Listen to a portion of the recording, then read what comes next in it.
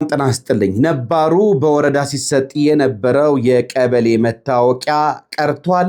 አዲስ መታወቂያ መስጠት ተጀምሯል። ዝርዝር መረጃውን እምነግራችሁ ነው የሚሆነው። አዲሱ መታወቂያ እንግዲህ የፋይዳን መረጃዎች ያካተተ አዲስ ዲጂታል የነዋሪነት መታወቂያ መስጠት መጀመሩን የተገለጸው የአዲስ አበባ ከተማ አስተዳደር የሲቪል ምዝገባና የነዋሪነት አገልግሎት ኤጀንሲ ላለፉት ዓመታት ሲያገለግል የነበረውን የወሳኝ ኩነትና የነዋሪነት አገልግሎት አሰራር በመቀየር በፋይዳ ላይ የተመዘገቡ መረጃዎችን ያካተተ በአዲስና በዘመናዊ ዲጂታል ሲስተም የተዘጋጀ የነዋሪነት መታወቂያ ካርድ መስጠት ጀምሬያለሁ ነው ያለው።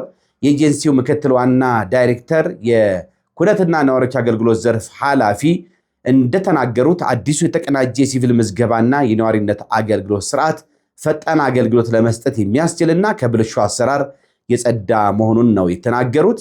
አዲሱ የነዋሪነት መታወቂያ ከ2015 ዓ.ም ጀምሮ አገልግሎት ላይ ከነበረው የነዋሪነት መታወቂያ አዳዲስ ገጽታዎችንና ይዘቶችን የሚያካትት መሆኑን ነው ኃላፊ የተናገሩት። በአሁኑ ወቅት እንግዲህ በ89 ወረዳዎች ላይ አዲሱን የነዋሪነት መታወቂያ አትሞ የማሰራጨት ስራ እየተከናወነ እንደሚገኝ ነው የተገለጸው። ኤጀንሲው ከ2015 ዓ.ም ጀምሮ ተቋማዊ ሪፎርም እያደረገ እንደሚገኝ የተናገሩት እኚህ ኃላፊ በዚህም የሚሰጡ አገልግሎቶች ደህንነታቸው የተጠበቀና ተደራሽ ማድረግ ነው ዓላማችን ብለዋል። ከ3 ዓመት በፊት ጀምሮ የወረቀት መታወቂያን ወደ ዲጂታል መቀየሩን ያስታወሱት ኃላፊው በአሁኑ ወቅት ደግሞ የተወሰነ ማሻሻያ መደረጉን አክለው ተነግረዋል። ነባሩ መታወቂያ በአንድ ጊዜ እንደማይቋረጥ ተናግረው ነገር ግን ቀስ በቀስ ከአገልግሎት እየወጣ በአዲሱ መታወቂያ እንደሚተካ ተናግረዋል። እስካሁን ባለው ሂደት እንግዲህ 2000 የሚጠጉ የአዲስ አበባ ከተማ ነዋሪዎች አዲሱን መታወቂያ የወሰዱ ሲሆን ለዚህም አገልግሎት የሚሆኑ አዳዲስ ፕሪንተሮች በግዢ ሂደት ላይ መሆናቸውን ያከሉት። ፕሪንተሮቹ ሲገቡ እንግዲህ በአዲስ አበባ ከተማ በሚገኙ በ11ዱም ክፍለ ከተማዎች ይህንን መታወቂያ ተደራሽ እንደሚሆን ጠቁመዋል። ፕሪንተሮቹም ለእያንዳንዱ ክፍለ ከተማ ይዳረሳሉ ነው ያሉት። እንግዲህ ተገልጋዮችም አሮጌው መታወቂያቸውን ለመቀየር ብለው ወደ ተቋሙ መሄድ አይጠበቅባቸውም ያሉት እኚህ ኃላፊ ነገር ግን ለሌላ አገልግሎት በየወረዳዎች በሚሄዱበት ወቅት ማስቀየር እንደሚችሉ እግረ መንገዳቸውን አብራርተዋል። ይህ አዲስ የነዋሪነት መታወቂያ ከነባሩ መታወቂያ የሚለይባቸው በርካታ ይዘቶችም አሉት ነው የተባለው። የመታወቂያውን ትክክለኛነት በማንኛውም ቦታ እስካን በማድረግ ማረጋገጥ የሚቻል መሆኑንና የፋይዳ ቁጥርን ያካተተ መሆኑንም አስረድተዋል።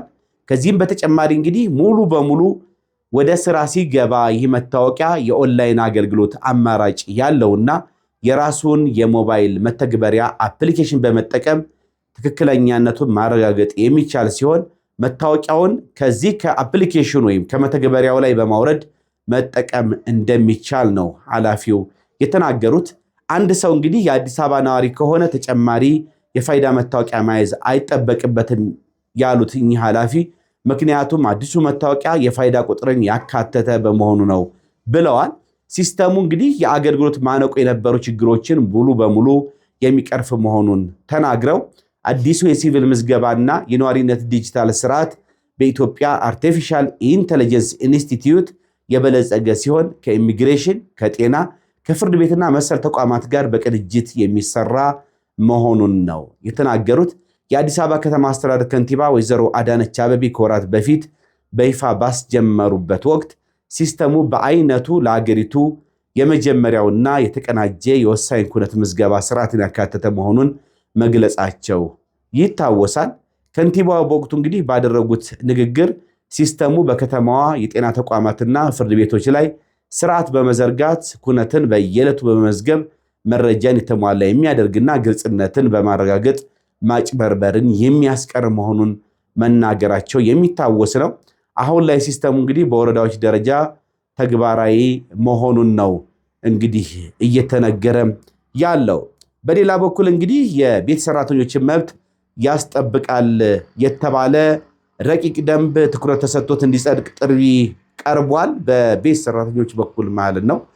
እንግዲህ ማህበራዊ ጥናት መድረክ ወይም ፎረም ፎር ሶሻል ስተዲስ የተባለ አገር በቀል ድርጅት የቤት ሰራተኝነት በኢትዮጵያ በሚል ርዕስ በአዲስ አበባና በሐዋሳ ከተሞች ባስጠናው ጥናት ላይ እንደገለጸው የሰራተኞችን መብት ያስጠብቃል የተባለው ረቂቅ ደንብ ትኩረት ተሰጥቶት ሊጸድቅ ይገባል ብሏል። በኢትዮጵያ እንግዲህ የቤት ሰራተኞች የህግ ጥበቃ ተግዳሮቶችና መፍትሄዎቻቸው በሚል ርዕስ የተካሄደው ጥናት ጽሑፍ ላይ ገለጻ ያደረጉት የፐብሊክ ሰርቪስ ዩኒቨርሲቲ የህግ ተመራማሪ በኢትዮጵያ ከ1993 ጀምሮ ሰራተኞችን አስመልክቶ የሚወጡ ህጎች የቤት ሰራተኞችን በተመለከተ ወደፊት ህግ ይወጣል የሚል ድንጋጌ እንዳላቸው አስታውሰዋል። ማዕቀፍ ሳይወጣም 33 ዓመታት መቆጠሩን ይህም ያልተቀረፈ የህግ ክፍተት መኖሩን ያሳያል ነው ያሉት። የቤት ሰራተኞች የህግ ማዕቀፍ ወደ ስራ እንዲገባና ፍትሐዊ አያያዝ እንዲኖር እንደሚፈልጉ በጥናቱ መመላከቱን ነው ያስረዱት። እንግዲህ በስራና ክህሎት ሚኒስቴር ባለቤትነት በቅርቡ ረቂቅ ደንቡ ሊወጣ ዝግጅት መጀመሩን በአዎንታዊነት ገልጸው ከአገሪቱ ነባራዊ ሁኔታ አንጻር በሚገባ መታየት እንዳለበት፣ ሁሉም በአንድ ጊዜ ሊተገበር ስለማይችል ቀስ በቀስ እያደገ የሚሄድበት አማራጭ ሊታይ እንደሚገባ ነው ያሳሰቡት። ደንቡ ሲወጣ እንግዲህ የዓለም አቀፍ አሰራሮችን በአግባቡ የተከተለ መሆን እንዳለበት አሳስበዋል። በዚህም የመንግስት ዩኒቨርሲቲዎች፣ ጥናት አጥኚዎች፣ መንግስት ያልሆኑ ድርጅቶች፣ የሚመለከታቸው የሲቪል ማህበረሰቦችና የመብት ተሟጋቾች በጉዳዩ ላይ የሚያደርጉትን ውትወታ በተቀናጀ መንገድ ማስቀጠል ይኖርባቸዋል ነው የተባለው።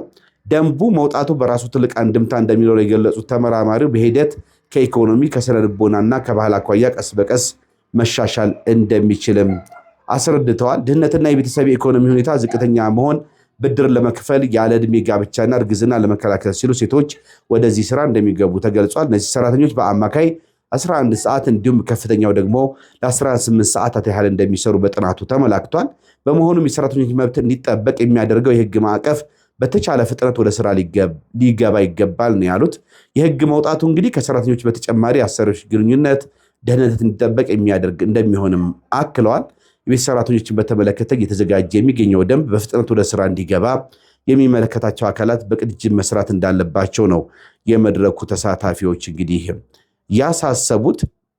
በጥናቱን በተመለከተም ገለጻ ያደረጉት ምሁር ከ2015 ከ2016 በአዲስ አበባና በሐዋሳ ከተሞች በሚገኙ 240 ሰራተኞች ላይ በተሰራ ጥናት የቤት ውስጥ ሰራተኞችን የሚመለከት ህግ አለመውጣቱ በአብዛኛው መብት የሚጋፋ ሆኖ መገኘቱን አስረድተዋል። በጥናቱ መሰረትም እንግዲህ በአብዛኛው ወደ ቤት ሰራተኝነት የሚሰማሩ ሴቶች 18 ዓመት ያልሞላቸው መሆናቸውን፣ ሆኖም ከ8 ዓመት ጀምሮ ወደ ስራው የሚገቡ እንዳሉ የጥናቱ ተሳታፊዎች መናገራቸውን ነው የጠቆሙት። ግማሽ ያህሉ የጥናቱ ተሳታፊዎች በ2 ዓመት ውስጥ ቢያንስ በአንድ ጊዜ የጾታ ጥቃት እንደደረሰባቸው መግለጻቸውን ነው የተናገሩት። ውድና የተከበራችሁ ፕሮግራም ተከታታዮች፣ በአሁኑ ሰዓት ደግሞ በአዲስ አበባ በተለይ የቤት ሰራተኛ እጥረት እንዳለ ብዙዎች እየተናገሩ ይገኛሉ። ይህም እንግዲህ ወደ ተለያዩ የአረብ ሀገራት ሴቶች በብዛት በመሄዳቸው ምክንያት መሆኑ ነው እየተነገረ ያለው። የእነዚህም መረጃዎች ለእናንተ ላድረስ ብዬ ነው። መልካም ጊዜ እንዲሆንላችሁ እመኛለሁ። ባባይ